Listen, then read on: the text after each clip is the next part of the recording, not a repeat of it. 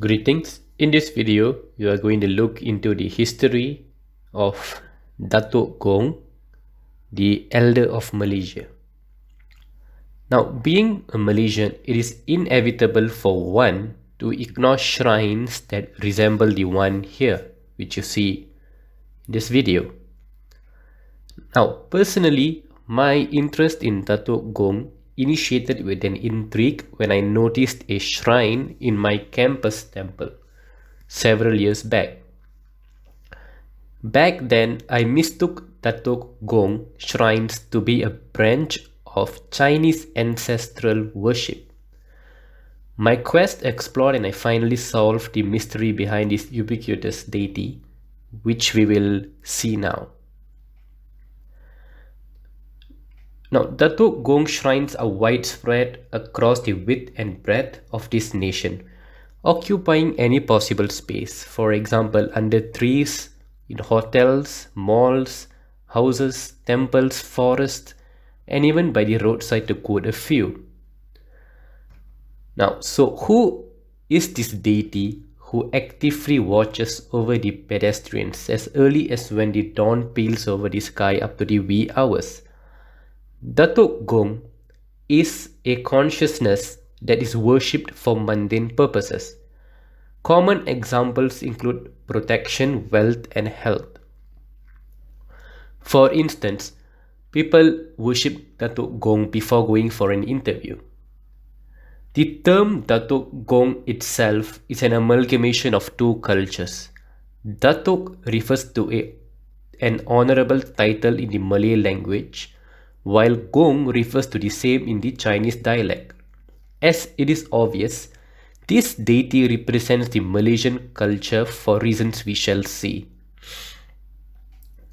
Now, a Datuk shrine or idol represents an individual consciousness. This consciousness would be that of a prominent figure in the society who has walked the timeline of history. For instance, healers, martial artists, and philanthropists across the ages.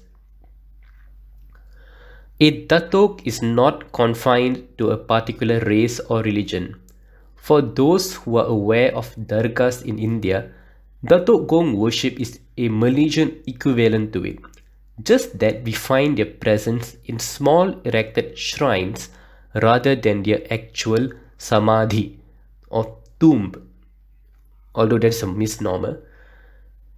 So, a dargah is a shrine or temple built over the samadhi or tomb of a Sufi saint who has attained an eminent spiritual awakening, possibly even enlightenment. Most dargahs hold a very mystical ambience and is frequented by people from different religious backgrounds. Many seekers actually opt dargahs as an apt place for meditation. Another famous dargah, the Nagore Dargah, which was actually built upon the tomb of the Sufi saint Shahul Hamid.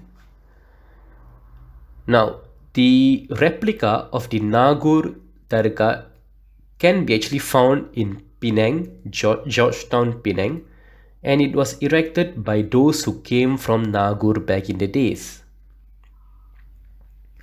So, to put it simple, Datuk Gong represents a saintly personality who has attained spiritual awakening, thus preserving a very vibrant consciousness upon leaving the body, which can confer help to us. One of the quickest paths to spiritual awakening is selfless service, and this could be one of the reasons why most Datuks was once someone who has rendered selfless service to humanity. There are no strict regulations and protocol as to how one should worship the deity. Importantly, you should do the necessary rituals to preserve their aura in that area. Commonly, worshippers offer black coffee and traditional Malay delicacies. Lamps and incense are very crucial, incense smoke in particular. The nature of the Datuk must be understood as well.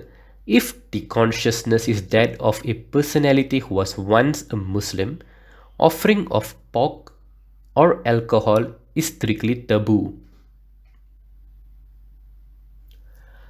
Unfortunately, we have reduced the position of Datuks to that of a mere provider of wealth. Most seek such shrines hoping to win the lottery.